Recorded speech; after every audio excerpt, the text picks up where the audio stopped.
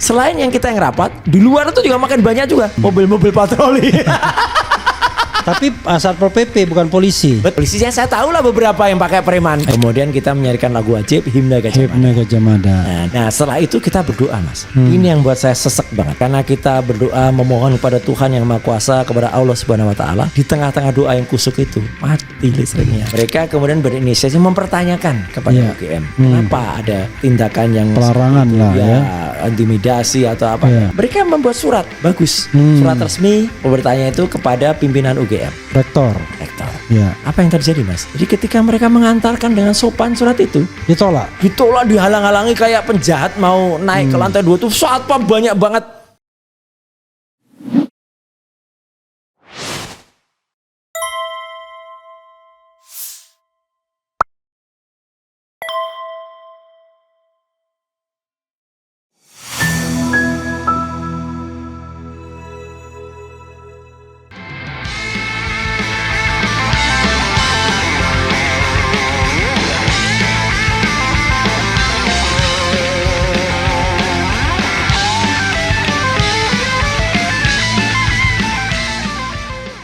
Oke, ini saya sebutkan Mas Roy ya. Buku dicetak 2 versi eksklusif, hardcover, kertas premium, kemudian art paper, full colors, 700 halaman, harga 500k. 500k itu bukan 500 kilo tapi 500 ribu. Regular soft cover, kertas standar, black and white, ya. Kemudian harga 700 halaman juga, ya sama, harga 250k. Isinya sama persis, gitu. Ya hanya satu memang harga spesial bagi PO pre-order 10 pieces. Untuk lanjutnya silakan hubungi 0877 2598 0909. Kemudian disertakannya juga ada bank BCA ya, untuk bisa resminya ya. Kalau pesanan asli itu sudah ada bukti transfernya kan. Betul. Dan gitu. Bukti transfernya untuk itu bukan transferannya. Tidak seperti di UC kemarin ya, sudah ditransfer DP terus dikembalikan. Ketika kita mau soft launching itu. Beda. Ya. Mas Roy ya. Ini bonus ya, bonus bagi Sobat Era sekalian. Apa yang terjadi dengan jadi gini, saya ceritakan dulu mungkin kepada yang barangkali belum update. Jadi Sobat Era sekalian, pada tanggal 18 Agustus, Mas Roy, kemudian Dr. Tifa dan Rismon Sianipar, Dr. Rismon itu mau melakukan soft launching buku Jokowi's White Paper. Di UC UGM. UC UGM itu University Club UGM. University Club itu memang ada fasilitas untuk conference, seminar dan lain sebagainya. Dan itu waktu zaman saya kuliah sudah ada. Sudah lama. Ya, sudah lama. Sekarang lebih bagus ya. Tetapi dulu sudah ada. Dan biasa digunakan untuk kegiatan-kegiatan ilmiah. Persis. Termasuk launching buku, diskusi buku. Mahasiswa sering pakai itu karena murah. Nah, dan itu memang unit bisnis. Betul. Bisa dipakai oleh siapa saja. Asal bayar. Betul. Apalagi yang mau pakai alumni. Bahkan bisa dipakai, ini penting. Memang bukan hanya alumni juga bisa. Orang luar saja pakai boleh. Iya, kan itu unit bisnis kan. Itu sama beli makan di tempat di kafenya, nggak ditanya Anda alumni apa bukan? Enggak. Jadi nggak harus anggota Kagama. Oke, silakan Mas Roy diceritakan. Jadi, kemudian akhirnya dibatalkan. Jadi ceritanya begini, kita kan dari dulu sudah menceritakan bahwa memang akan melakukan soft launching buku Jokowi's White Paper itu pada awalnya ini. Saya jujur aja, pada 17 Agustus, karena itu akan digunakan sebagai kado 80 tahun Indonesia Merdeka. Ini saya terpaksa saya jawab begini kan apa? Banyak itu para termul anggota Cebokor Nusantara yang bilang gagal launchingnya. Gitu katanya 17 kok mundur. Itu bukan mundur kalau sehari itu ya. Karena memang 17 Agustus itu kita menghormati peringatan 80 tahun Indonesia. Jadi kalau kita selenggarakan itu nanti Kita nggak ikut upacara dikatakan nggak nasionalis. Kita nggak ikut tabur bunga siangnya ya, itu dikatakan nggak. Kalau kita ganggu sore nanti kita nggak ikut penurunan bendera dong gitu. Jadi ya udah tetap kado untuk tanggal 17 untuk artinya 80 tahun Indonesia Merdeka. Tapi kita selenggarakan justru di 18-nya kebetulan. 18 itu adalah cuti bersama. Dan itu hari konstitusi kan. Jadi cocok kalau itu hari konstitusi kita peringati dengan soft launching. Nah, karena sebenarnya 18 itu hari kemerdekaan ada judul, ada lagunya 18 Agustus tahun 45. Besok kemarinnya hari kemerdekaan. Ya kemarinnya. Karena kalau yang 16 itu 16 Agustus tahun 45. Besoknya hari kemerdekaan kita. Oke, silakan Mas Roy. Ya, jadi kami putuskan karena memang pada tanggal 18 itu ya kami bertiga ada di Jogja. Ya karena sebelumnya juga ada undangan ya itu undangan sebelumnya untuk acara koalisi aksi menyelamatkan Indonesia kami pada 18 malam. Nah jadi mumpung serangan itu hari libur dan bagus kita rapat cepat waktu itu pada minggu yang lalu. Lah kita putuskan soft launchingnya di Jogja. Dan memang betul tadi pemirsa RH. Kenapa kita milih UC? Ya, karena memang itu bisa disewa oleh siapa saja. Nah, makanya disitulah kita sewa. Meskipun memang rencananya adalah memang kita mau diskusi untuk memperingati 80 tahun Indonesia Merdeka sekaligus launching buku. Maka tidak ada yang salah ketika kita booking untuk manajemen UC, itu judulnya adalah diskusi kebangsaan. Nah, memang kita mengundang tokoh-tokoh seperti Mas Refli kita hadirkan, ada Pak Tiasno, Jenderal Tiasno, ada Saididu, ada Bang Saididu dan ada tokoh yang ada Pak Agus dari FDI dan lain sebagainya. Jadi artinya kita undang di situ dan kemudian kita diskusi di tengah-tengah diskusi kita launching buku. Nah jadi kita booking kepada manajemen University Club pada tanggal 17 kita booking, kemudian untuk tanggal 18. Dan sah kita booking itu. Kalau kemarin ada termul yang kemudian mengatakan di acara dari jam berapa sampai jam berapa bookingnya? Jam 14 sampai 17. Oh jam 14 17 Ya, kita booking 1 juta. Gitu. Dan diterima ada tanda terimanya. Itu. Nah tapi memang saya kok punya feeling. Sebelumnya gitu loh Mas. Gitu. Jadi ketika saya mengedarkan undangan, saya broadcast itu acara itu, di bawahnya saya kasih keterangan. Kok iya saya kasih ya? Gitu. Kalau ada sesuatu yang terjadi, gitu berarti memang ya ada hal yang gitu pada saat launching itu, dan itu ternyata terbukti. Malam hari tanggal 17 malam, ketika orang tuh lagi merayakan ya 17-an di mana-mana kok ya ada ya gerombolan ya, bukan gerombolan sebenarnya ya satronan ya dari para petugas Polsek Bulak Sumur itu yang mendatangi UC, manajemen UC, dan karena apa? Karena kemudian di situ dikatakan kalau nah ini saya tulis tuh apabila last minute ada perubahan berarti ada sesuatu yang terjadi gitu. Saya nulis itu pada awal. Itu broadcast saya pada tanggal 16 gitu. Dan saya pun terima juga ini. Itu namanya sedia payung sebelum hujan. Betul. Saya tulis waktu itu reminder gitu ya, kado tercantik gitu ya. Karena ruangnya awalnya pun kan kalau Mas Refli ingat dan teman-teman juga mungkin ada yang terima broadcast saya. Awalnya nggak saya sebut lokasinya di UC, tapi saya sebut lokasi cintaku di kampus Jogja. Itu menurut saya adalah saya ingin menggambarkan cintaku di kampus biru. Gitu loh di Jogja. Dan ternyata sudah pasti itu UC. Saya tulis di ruang Nusantara, University Club, kampus UGM Jogja. Saya kasih apostrof. Apabila last minute ada perubahan, berarti ada sesuatu yang terus terjadi. Dan ternyata betul. Jadi 17 malam kita lagi enak-enaknya memperingati 80 tahun. Saya mendengar kabar dari teman-teman panitia, Pak kok didatangi ya, disatroni oleh aparat gitu loh. Gini ditanya-tanya. Ya ini persis seperti kasus yang dialami oleh Prof. Sofyan Effendi. Malah didatangi petugas. Kalau itu kan Prof. Sofyan malah diinterogasi. Itu. Nah, sehingga pagi harinya gitu, saya mendengar kabar kalau dibatalkan. Dan dibatalkannya cuma pakai WA. WA oleh orang yang manajemen UC itu kepada anak buahnya Dr. Tifa gitu. WA-nya ada Mas Roy? Apa? Ada. WA-nya ada. Dikirimkan saya Mas. Baik, WA-nya ada. Nanti saya kirim. Ya, jadi artinya disitulah terjadi pembatalan sepihak. Oke. Dan ketika itu dibatalkan, alasannya nggak ada. Alasannya nggak ada. Pokoknya dan mereka memaksa supaya uangnya kami kembalikan. Oke. Nah, sempat kami memikir plan B.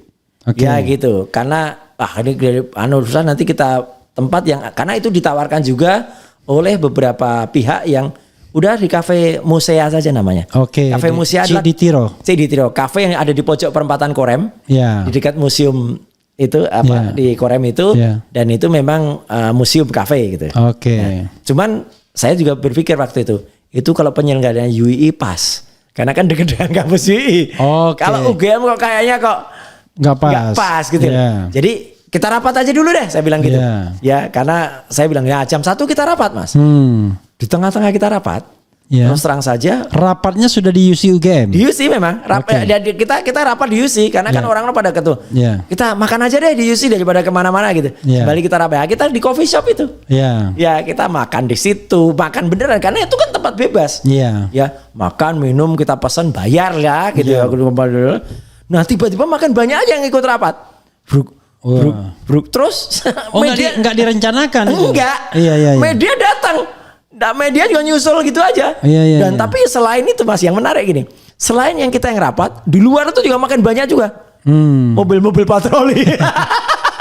Tapi Satpol PP bukan polisi. Betul. Nah, polisinya saya tahu lah beberapa yang pakai preman. Ada banyak itu di luar yang duduk-duduk di pinggir itu yang rambutnya gondrong-gondrong itu. Gondrong terus di sininya agak ada yang menonjol gitu ya. Itulah norak lah pokoknya. Nah itu makin banyak. Dan kemudian atas, ini terus terang, ini memang juga atas permintaan teman-teman media, mereka juga bilang, Mas sudah 1:30 loh, bahkan terakhir beliau bilang 2:4 loh, mau pindah kemana? Udah ada di sini aja gitu. Ya. Yang bilang udah di sini aja tuh siapa? Ya kita. Ada kita putuskan. Udah di sini aja deh. Ngapain juga pindah gitu kan gitu. Meskipun ada beberapa yang sudah sempat juga lari ke persiapan ke musea. Kita kontak, udah deh di sini aja. Toh kita ngobrol-ngobrol aja. Jadi launchingnya kita ngobrol. Dan sempat memang Mas, kami mau pasang backdrop. Di belakang. Nah disitulah mulai ada orang-orang datang. Saya nggak tahu kelompok mana gitu ngakunya itu adalah dari pihak UGM. Entah itu penyelenggara, entah itu manajemen. Yang nemuin adalah kebetulan Mas Bangun Sutoto dari Rela Agama menemui mereka. Nah, mereka bilang nggak boleh pasang apapun, nggak boleh ada acara gitu. Loh, kok nggak boleh ada acara? Bukankah kalau ini di kafe kan? Ya udah akhirnya disepakati boleh menyelenggarakan itu, tapi nggak boleh ada backdropan. Padahal kita juga sempat agak protes. Ulang tahun aja boleh kok pakai backdrop kok. Ini kok aneh gitu. Ya udah, nggak usah. Jadi kita patuh. Ketika kita patuh, ya udah jam sudah menunjukkan jam 2. Ya udah kita mulai aja. Gitu. Mulai dan kemudian kita lakukan pembukaan dengan kita kemudian menyanyikan lagu Indonesia Raya. Kemudian kita menyanyikan lagu wajib Himne Gajah Mada. Nah, setelah itu kita berdoa, Mas. Ini yang buat saya sesek banget. Ya, karena kita berdoa memohon kepada Tuhan yang Maha Kuasa, kepada Allah Subhanahu wa taala, di tengah-tengah doa yang kusuk itu mati listriknya kan gitu. Iya, saya pun ikut kan. Nah iya, Mas Refli ada, kemudian Pak Saidi Du ada, Pak Tiasno entah sudah rawuh atau belum waktu itu ya. Kemudian AC juga mati. Gitu. Tapi kan untung, sekali lagi untung, karena memang sudah kita persiapan sebelumnya kita pakai wireless. Yang wirelessnya pakai baterai. Jadi itu yang nggak saya sadar ya, nggak inget. Karena yang saya ingat adalah panasnya minta ampun. Memang. Tapi saya buktikan tetap saya pakai jaket. Itu cocok itu. Dan terima kasih juga kepada teman media dan para YouTuber yang kemudian menerangi tempat itu supaya tetap bersinar dengan lampu-lampu mereka. Itu asik tuh suasananya. Dan kemudian juga menarik itu anunya ya, ininya. Suasananya kan. Suasananya. Dan acara tetap berlangsung kan. Sampai selesai alhamdulillah sampai jam 16. Walaupun kalau ada YouTuber sudah live 1 jam ya sudah baterainya habis nggak bisa ngecas. Nggak bisa ngecas iya. Kecuali kalau ada power bank. Tapi Mas, acara itu masih ada komanya loh. Ya. Jadi ketika itu sudah selesai alhamdulillah kita soft launching sudah seperti yang sudah ada di RH juga kita nonton, terima kasih Mas. Esok paginya tanggal 19 ya. Kan saya sudah di Jakarta, ya kemarin. Tapi Bang Resmond kemudian Dr. Tifa, itu kan masih ada di Jogja. Mereka kemudian berinisiasi mempertanyakan kepada UGM, kenapa ada tindakan yang pelarangan lah intimidasi atau apa. Mereka membuat surat bagus, surat resmi bertanya itu kepada pimpinan UGM, rektor. Apa yang terjadi, Mas? Jadi ketika mereka mengantarkan dengan sopan surat itu, ditolak, dihalang-halangi kayak penjahat mau naik ke lantai 2 tuh satpam banyak banget. Itu loh. Ada itu foto-fotonya. Oke. Itu belum sempat kita udah kita ini kan juga ya. Iya. Jadi kan ini kan menurut saya kok UGM kayak gini ya gitu. Sedih banget. Sedih, Mas. Dan ini termanya mirip dengan saya dulu nggak bisa membayangkan ya. Seorang dosen senior, itu saya tulis juga di buku. Namanya Asadi Siregar, Bang Adi. Yang pernah mengharumkan nama UGM dengan Cintaku di Kampus Biru tahun 74. Ada filmnya juga Roy Martin, kemudian Raisita ya, dan kemudian itu kan bintangnya namanya Raisita itu adalah dosennya Roy Martin. Ya, itu betul. Kemudian, Roy Martin kalah dalam pemilihan senat. Itu kan ikonik banget pada media, bagus banget. Dan Bang Adi pada tanggal 5 Juli yang lalu kan berusia 80 tahun. Seusia Republik ini. Oleh para mahasiswa anak buahnya termasuk kita-kita gitu. Pengen kita rayakan Bang Adi di kampus. Jadi kita pengen memakai balerung untuk diskusi pembacaan puisi gitu. Cintaku di Kampus Biru. Nggak boleh, Mas, dilarang. Gara-gara judul acaranya. Judul acaranya Kampus Biru Menolak Ayah. Kok nggak boleh? Padahal gini loh ya, menurut saya. Kampus Biru itu memang penggalan dari kalimat Cintaku di Kampus Biru. Novel Asadi Siregar tahun 74. Menolak Ayah itu novel juga dari Asadi Siregar yang mengisahkan keluarga di Bukit Tinggi. Itu tahun 84. Jadi ini kan dua novel digabungkan jadi Kampus Biru Menolak Ayah. Kok diterjemahkan dengan katrok gitu loh, kudet gitu loh. Langsung asosiasinya jadi Kampus Biru yang di Solo itu. Itu jadi nggak boleh. Sedih saya, Mas. Karena akhirnya Bang Adi itu harus menyelenggarakan acara di LIP, Lembaga Indonesia Prancis di Sagan. Kan ironis ya, orang yang pernah membuat harum kampus Universitas Gadjah Mada dengan novel yang legendaris sampai dengan sekarang, malah tidak bisa merayakan ulang tahun. Dan itu juga yang kami rasakan kemarin. Kami ingin menghadiahkan 80 tahun kemerdekaan Indonesia dengan launching, soft launching. Kalau dibalik bisa nggak misalnya kalau kita mengadakan reuni, gitu. Iya, yang justru orang-orang yang nggak jelas. Roy, Rismond, Tifa, ya kan, mengadakan reuni di UGM. Kan nggak perlu, kan? Lah ya, dan ada izin-izin itu kayaknya datang-datang aja. Dan kalau itu kan jelas, Mas. Kami kemarin itu, nah itu kalau acara yang benar kan? Ngumpulnya di UC. Ya datangnya kita sendiri-sendiri kan. Kita kan nggak janjian sudah pakai baju, pakai Isuzu Elf. Kayak yang reuni itu, ya reunian itu. Nah itu, Mas. Jadi itulah yang terjadi peristiwanya. Nah akhirnya terlaksana ya. Alhamdulillah terlaksana dengan baik ya. Meskipun ya itu justru menurut saya inilah bukan terlaksana dengan baik, terlaksana.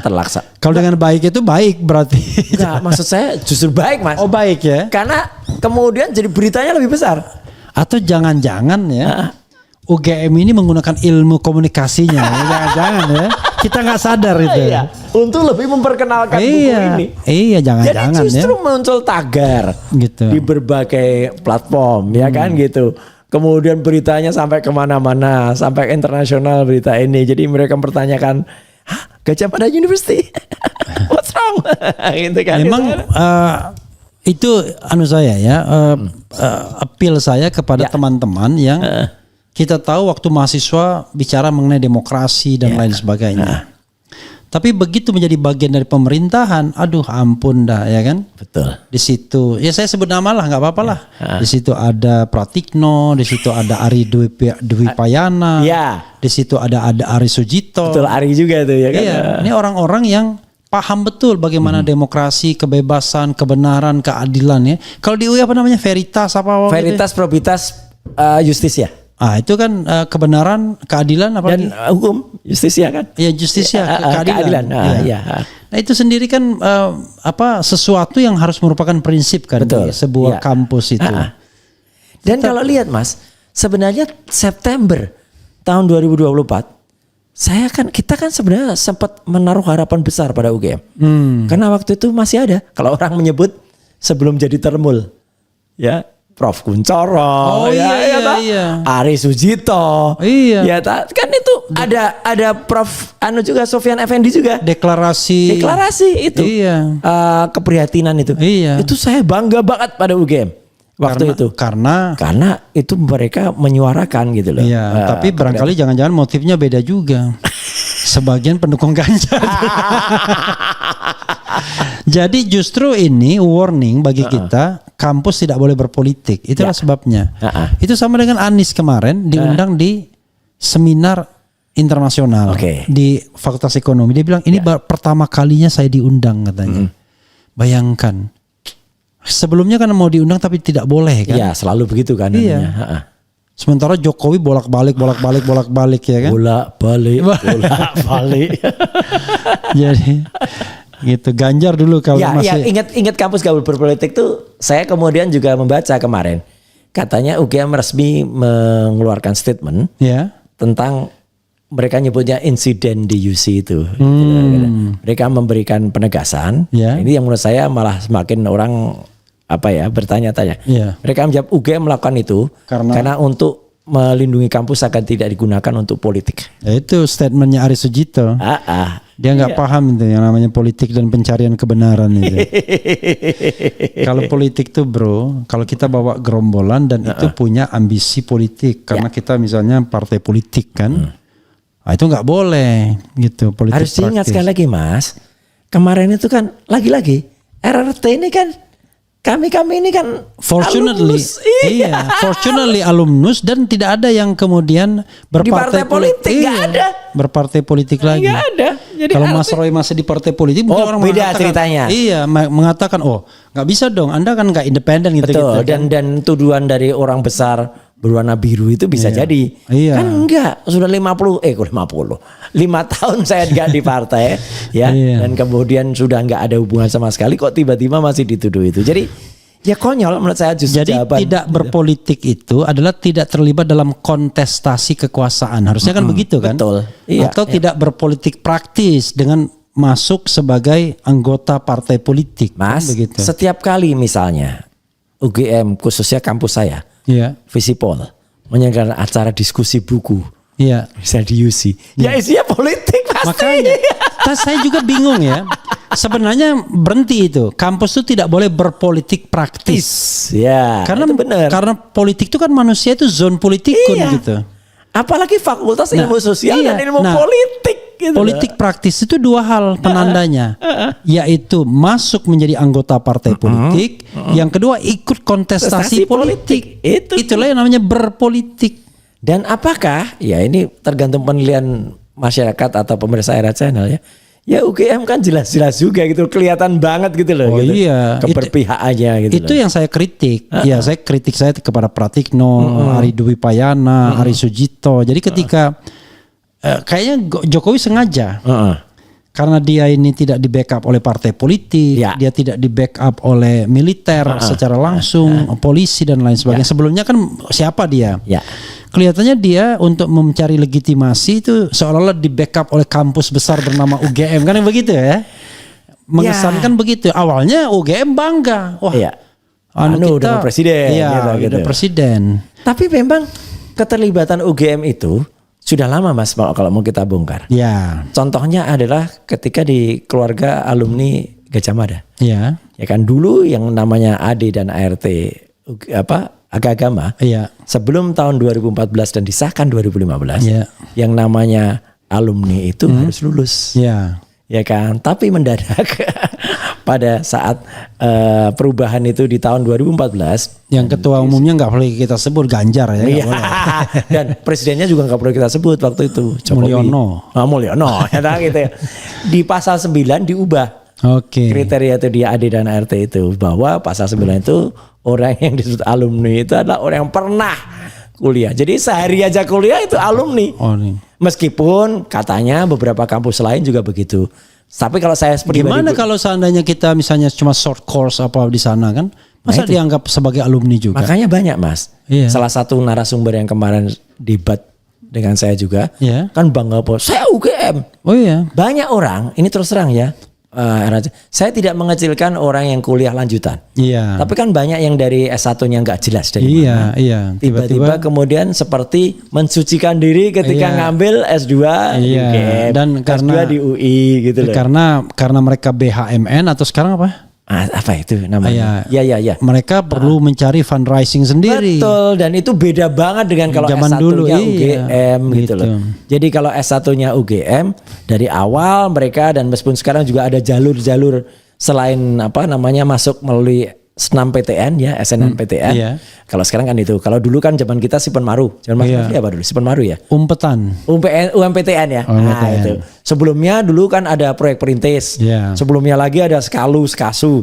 Nah itu kalau yang S1 ya itu benar-benar murni dia gitu loh. Makanya ya saya mengatakan oke lah, boleh-boleh saja lah orang itu. Itu sama dengan kemampuan berbahasa Inggris kalau S2, S3 dan S1. Kalau kita S2, S3 masih belepotan. Tapi kalau S1-nya di Amerika udah pasti bagus bahasa Inggrisnya. Karena mereka berinteraksi langsung. Jadi gitu kan? Ya namanya character building itu terbentuk. Kerjasama, leadership dan lain sebagainya. Tapi kalau sudah S2, S3 Anda soliter. Belajar bahkan sendiri. Bisa jadi kampus jarak jauh. Bahkan nggak pernah menginjak UGM, tiba-tiba langsung ujian disertasi. Banyak kayak gitu, dan itu Mas Af, bukan hanya UGM ya. Iya, semua kampus lain juga mengalami gitu. Jadi banyak orang yang kalau orang nyebut mensucikan diri. Itu kan ada kemarin juga yang kita nggak mau nyebut dia terpidana yang belum dia Oh iya. Iya, itu kan sama, itu kan kampus pertamanya kan sudah ditutup. Saya nggak tahu malah. Kampus apa ya? Universitas Wira Swasta Indonesia. Oke. Kata Prof Mahfud, makanya Prof Mahfud kan, ini kata Prof Mahfud biasa nggak bohong. Mengatakan, ya orang kalau mau kuliah tuh kan bisa aja di universitas terbuka. Jangan di universitas tertutup. Maksudnya universitas yang sudah ditutup. Nggak salah juga karena mirip-mirip UI kan singkatannya kan. Oh iya UI. Dan dia habis dari situ ditutup. Jangan-jangan dia dipikirnya Universitas Jokowi, jangan-jangan.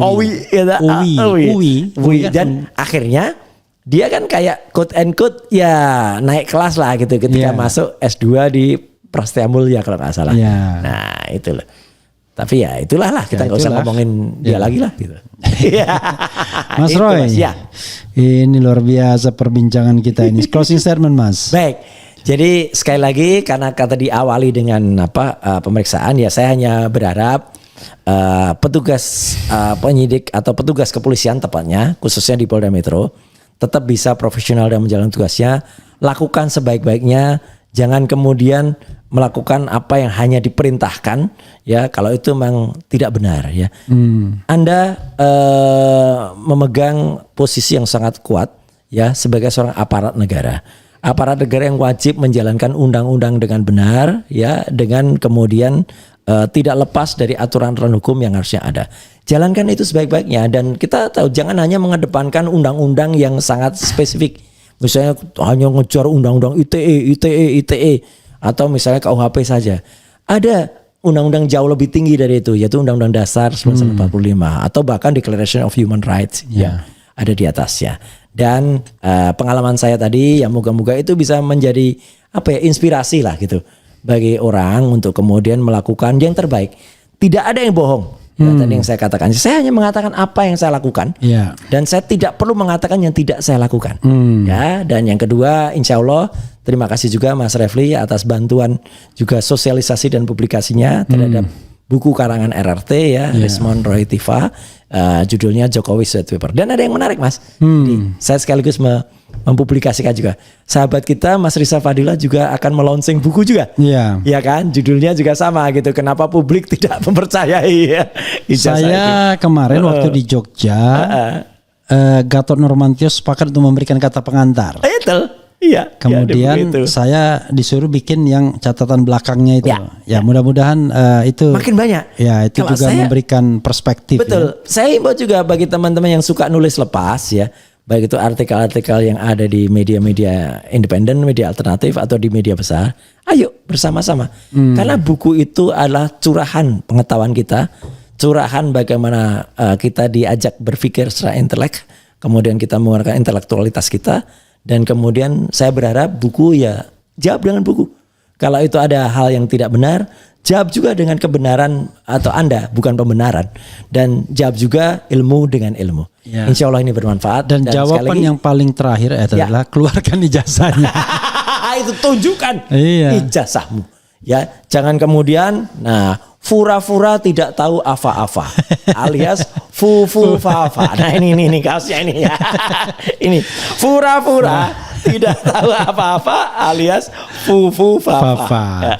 Gitu. Saya mikir gimana caranya orang ngasih ke Refli Harun Channel gitu ya.